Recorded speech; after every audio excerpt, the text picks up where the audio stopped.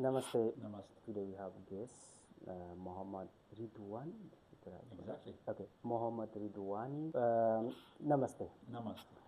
How was your childhood? Where you born and your early educations, like in very brief?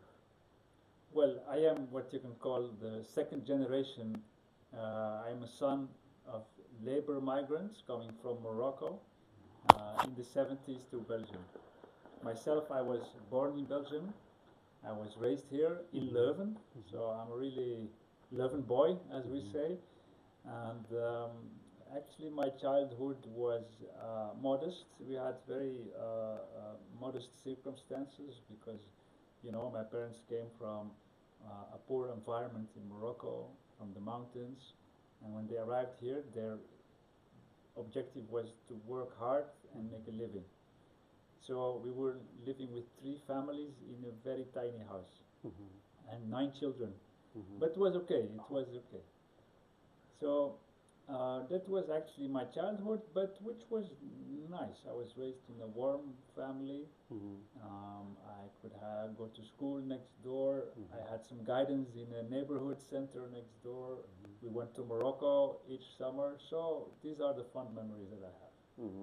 So you have frequently visited your Morocco homeland, like that. Yes, I have family there in the north of Morocco and in Fes. And my grandmother, she still lives. She's almost 100 years.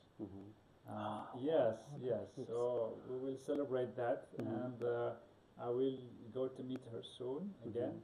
So I try to go once a year, at least to Morocco, and to because it's important, your ancestry, your roots. You should not forget about.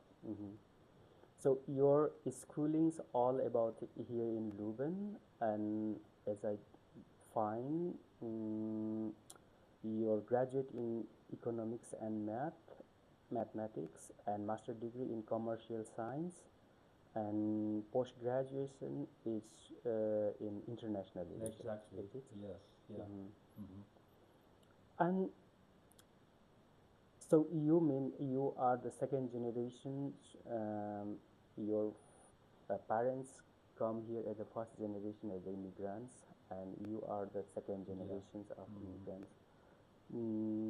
So how you feel uh, the inclusions of lifestyle of immigrants here in Leuven with the local people? Yeah. I think actually Leuven is doing a good job on that side because if you measure today, and the government does measure each 3 year in all the cities of Belgium, they measure some aspects of life, and one of them is the acceptance of immigrants, the acceptance of diversity. And Leuven is the number one city where tolerance and acceptance is very high. So we have a good living together. We work hard for it as well. We invest a lot in education, housing, but also in what I call this melting pot. I ask each culture and each group here in Leuven to express their identity, to feel the freedom to enjoy your identity, but to share it, with other people. For example, I often go to the Nepali festivals that we have, like the New Year festival. Well, the celebration happens here at the station outside, and it's a beautiful festival, and every inhabitant is welcome. Yeah. You see, so that's how you keep the traditions alive. You can feel proud about celebrating them, the freedom, but by sharing, it becomes even stronger. So you feel a strong assimilations with the local people. You mean, do you have any experience of racism and any kinds of discriminations just being of immigrants here with local people? I think that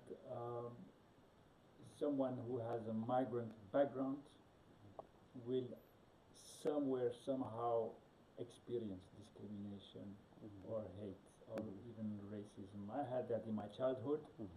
I came that across in the schools, on the streets sometimes.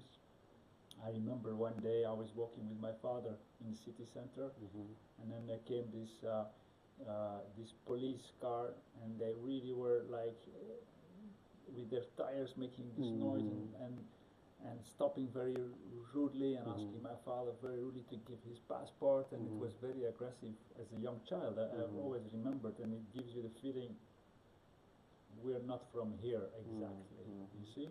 But these are those moments that you have, and you have to,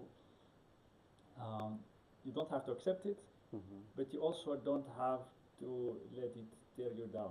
You see, you have to surmount it, to overcome it, and to continue, and pave the way for the ones that come after you. You see, that's why I find it so important as a mayor to fight discrimination and racism. Yes, we educate the youngsters.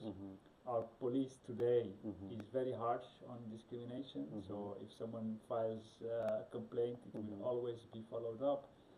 And we have many initiatives that actually influence the living together here, so that we put down discrimination and racism. But surely I have come across this, and I think that that this is something very common for people that come from elsewhere. Yeah, I'll come with your as a role of mayor of the municipality of Leuven. But before that, I want to know about how you enter to politics, because I read you are doing some business or something before politics, and what was the turning point to enter to the politics? Actually, if you look at my background and that of my family, it was actually the first objective was to have a better economic life. You know, that was why my parents came here, to overcome the poverty in Morocco and build a better life for the children. So, and they pushed us always to go to school and to study well, because they had not the chance to do so. So my father always said, look at my hands, because he was working in the construction business, and he was working late, and it was hard work, and he said, look at my hands, how they became. So if you want to avoid this, go to school, go study, and don't worry about the financials. You should go and have a good diploma. So I had a good diploma. I studied business administration. I started working at Deloitte Consultancy, which is a large international firm. I like that very much. It's a very nice environment to work in. At the same time, I had an NGO with some friends of mine here in Leuven. And what we did with that organization was help young people with their homework, with their studies, and motivate them to do something with their life. So that's how I came on the radar of politics, because I was never active in politics. My family is not active in politics. The other way around. They kept away very far from politics. You know how it goes. You don't know that with the common people. They just don't want to have anything to do with it. So, but then they asked me to be on the list for elections for the first time, like more than 10 years ago. I refused it first because I thought this is nothing for me. Running around, ask people to vote for me. This was for me something scary back then. I was a young man. I was 26. But then I thought, my friend said, come on, just do it, it's fun. Let's see what it gives. So I was on the list, and then I got elected with a lot of votes. And the mayor back then, Mr. Tobaki, said, why don't you become deputy mayor? I said, thank you, but I don't know what it is, and I already have a job. I already have a job at Deloitte. But then after a while I started thinking about it, and something like triggered me. And again I talked to Mr. Tobaki, the previous mayor, and I said, I'm hesitating, I don't know. I worked hard for this job at Deloitte, which is something I have my diploma. And like my father, he says, you know, you have a fixed contract, you can wear a suit, what do you want? Just get married and then you're settled. And so the mayor said, look, if you want to make a career for yourself, you should stay at Deloitte. But if you want to change society and do something for other people, you should go into politics. So that's what triggered me to enter politics back then and to become a deputy mayor and actually leave my job at Deloitte, which was a very difficult decision to take as a young man, and jump into something new like politics, which was very insecure. So you mean when you meet the former mayor of Leuven, he really encouraged you to enter to politics. You mean? Absolutely, and he was a famous figure, a high profile figure, because before he was the president of the party nationally, and he was also Minister of Interior Affairs of Belgium. So, I mean, I was looking up to him because he had so much experience, and it was he who motivated me to make this step. Well, I was going through the Wikipedia. There I find you was entered in political career in 2007 something. Yeah, exactly. Yeah, that was the first time. Yeah, and then I became deputy, responsible for, amongst other things, for education, environmental policy and diversity. There is one I don't understand it. You become a alderman of municipality. What's that? Alderman is a deputy mayor, so that meaning it's like on a city level, like a minister, but very small. So we call it alderman. That's a label, but to make it clear, it's deputy mayor, and you have designated responsibilities. It can be education, it can be sports, it can be sustainable development, etc. Okay. While I was going through the demography of Leuven municipality, I found there is about 100,000 populations according to data of 2024. So about 50% of populations, that is students. So only 50,000 local inhabitants, as I find in Google. Yeah. I don't know. Well, it's because in Belgium students are not registered as inhabitants unless they come from outside of Belgium. So an international Nepali student will become an inhabitant and counts in that 100,000. A student coming from Brussels or Antwerp in Belgium will not count. So we have like 50,000 students above the 100. So 100,000 are really inhabitants or international students. And then we have 50,000 students here, living here, coming from elsewhere. Yeah. Okay, So in fact, 1 out of 3 is a student or a researcher in Leuven. Okay. So do we have any figure of immigrants people living here in Leuven? Yeah, if you look at what they say, so there are statistics, and they look if one or more grandparents came from another country, then you have immigrant roots, yeah? And today it's almost 1 out of 3. Almost, it's about 30%, yeah. 1/3, you mean? Yeah, 1/3 has somehow immigrant roots. That does not mean that they themselves migrated. They could be born here like myself, but their ancestors. Is Leuven is really immigrant friendly? I think if you compare to other cities, I think you can label it immigrant friendly because there is a lot of openness, a lot of tolerance in Leuven.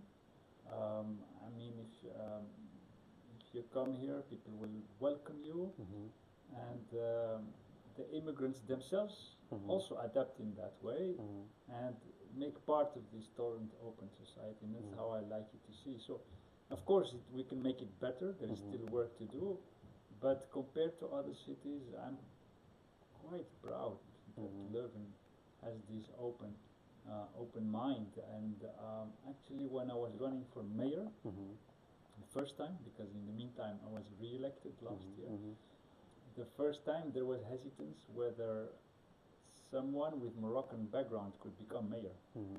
Someone with the name Mohamed could become mayor. Yes, even in my own party, there was people doubting whether we would succeed.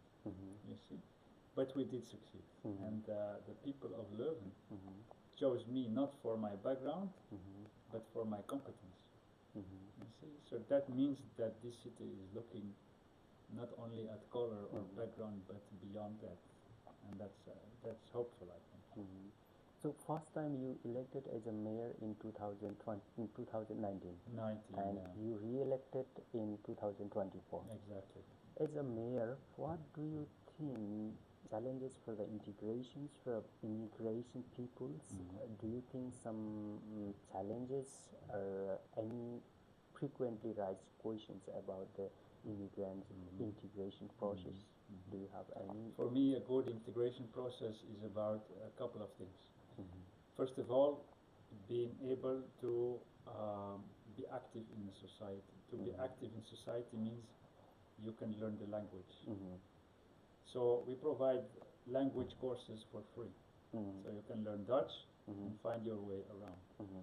Secondly, either you go to study or find a job, so we should help you with that. You see, like Nepali community is a very good example because they integrate so easily, they are flexible. A lot of them work in the restaurants, in the horeca, or go to study.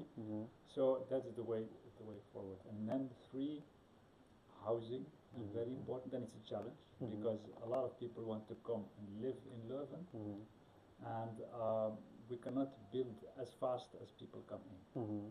You see, so the house prices are quite high in Leuven compared with other Belgian cities. So a challenge is to build enough houses. And finally, another aspect is, of course, what I explained to you, is that we try to share our culture, to share our traditions, and to keep openness for other ones, culture and traditions. Yeah. How you deliberate your immigrant integration informations for the newcomer immigrants? Do you have any functional bodies that can provide the informations who they are really new here and they are trying to settle here, like me, I'm trying to start off here, and I have some experience of wondering for the information because I cannot get the right information, so where I have to go for the right questions and where I get the real solutions for that. I have couple of experience here because I cannot get proper informations, and that's not good.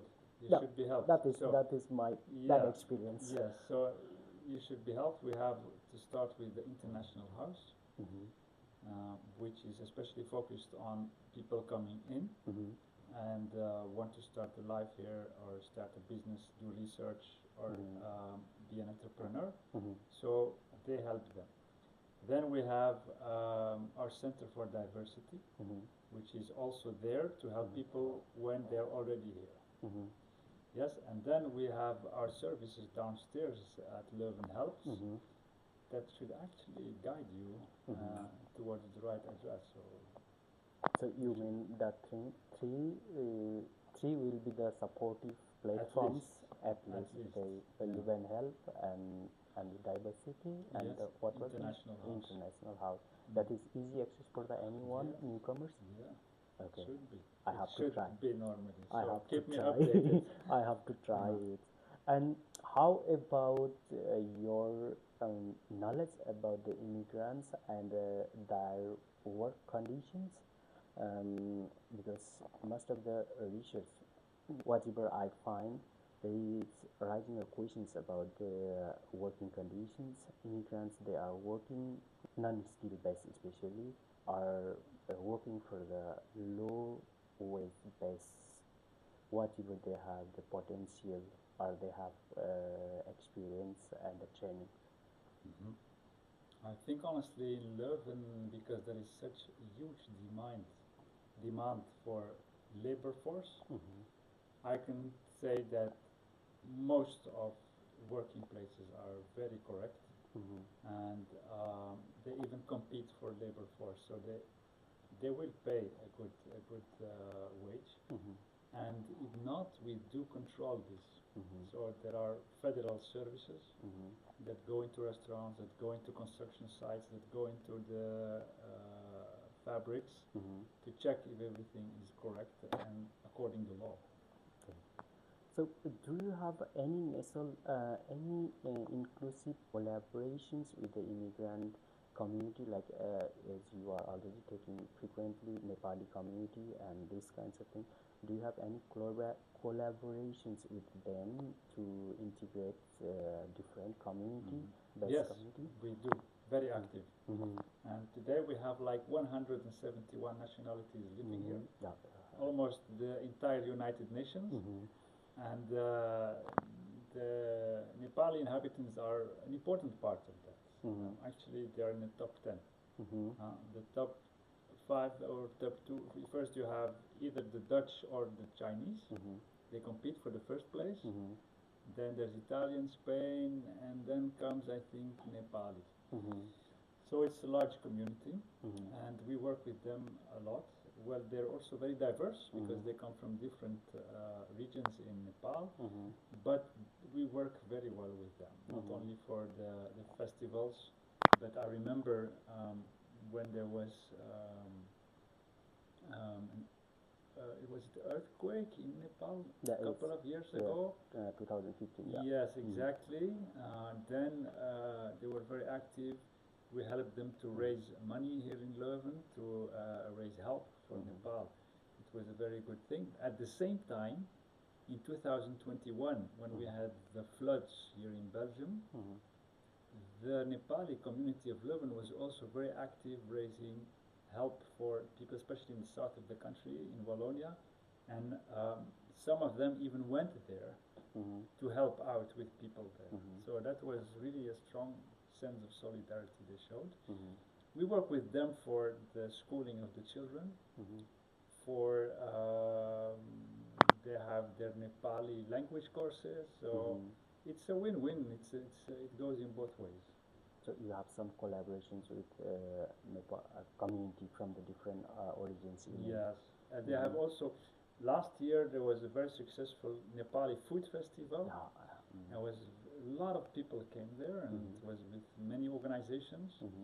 It was with also the business leaders within the community. So I think that's good that they showcase the huge diversity of Nepal and the beauty of the culture. Okay, how you feel about the social security in terms of the life security, like these kinds of things? How you are? What is your opinion about the service in provided? Belgium, we have a strong social security system, one of the strongest in the world. Meaning that you will be taken care of if there's a problem with your health, for example, if you get unemployed, if you're ill, or so these things are very well handled in Belgium. And coming in as a newcomer, as an immigrant, from the moment you have your residence permit, you are allowed to the social security system. You see? Same time, if you work, you're expected to contribute. But if you're in trouble, you're allowed for help. At the same time, what is the level of life security, like daily life, a level of security, the level of crime here in Leuven, like a daily life? Yeah, Leuven has the lowest crime of all large cities in Belgium. And not only the lowest crime, the crime we have is mostly related to theft of bicycles, because we have a lot of bicycles, a lot of students, and it's burglary as well. Yeah, sometimes it's burglary, but we don't have these huge problems like you see in Brussels or Antwerp with gunfighting, even bombing, killing. We don't, thank God, we don't have these aspects. I have a strong police force, which we invest a lot in. And another aspect which is for me also important, for me is not only the statistics of the crime fact itself, which is good, but I also look at the statistics of how safe do people feel. And we measure it. So we really ask people, do you feel safe on the street? Do you feel safe on the bus? Mhm. Do you feel safe for your children? Mhm. And this number is very high in Leuven. So most people will tell you, most of the time I feel very safe. And I think that's important as well. Okay. Very short, I try to wrap it up. What is your program? What is your project about Leuven 2030 in brief, and where do you, how do you imagine the contribute of immigrants community to succeed with your project 2030? Leuven 2030 is about making the city climate neutral. So doing in a way with CO2 emissions, making the city future-proof. That means that we should be able to absorb heavy rainfall without having floods, and that we should be able to hold water for long periods of drought, in the summer especially. So it's a big challenge. It's a big challenge that the city itself cannot solve on its own, that the citizens cannot solve on their own, or the university. So what is needed is collaboration. So I established Leuven 2030 as a kind of governance model where all these partners collaborate, meaning city, with university, with NGOs, companies and citizens. Everyone is joined in some kind of common purpose of fighting climate change. It's an organization as well. Everyone can join. We have a team there. There is a climate contract, a big plan that has been acknowledged by Europe. We get some funding from Europe. And over the years now, a lot of things have happened. As you can see, Leuven is very easy to reach with the bus. You can cycle around. The city center is almost car-free. And we've done also a lot to avoid floods. So we do a lot of deep pavement to make sure that we can capture the rain when it falls. And this is just possible because all people collaborate. At the same time, I want this policy to be socially just. So that, for example, when we give grants for citizens to make their house better, to put solar panels, to have double glass windows, which is good because then they don't use fossil fuel to warm up the house, but it's good for their wallet as well, yes, because you don't use electricity. But I don't want these initiatives to be benefiting only the middle class, only the rich. It should also benefit the poor. So to do that, in Leuven 2030, there is also the poverty organizations. We have the social housing company there. So that also these people will benefit, and we make sure that also we go to their homes and we retrofit their homes, making sure that everyone can benefit and everyone feels part of this, yes, so that people will not get frustrated. So you mean everyone have to do some effort, and everyone should have to benefit from the project. Yes, and because everyone feels involved, it's a community project. You see, because in many places, countries, like climate policy is dividing people. You see, you have the haves and those who are not part of it. They feel frustrated. I cannot drive around with my car. I'm not benefiting from the grants. So we try to avoid. It should be inclusive. You see, so get everyone aboard, share the burden, and share the benefits. Okay. Thinking about your time, it's already running out of time. So, at the very last. Do you have any knowledge about the current political changes happen in Nepal, and do you have any message for the Nepali youngsters who they are doing success the change there?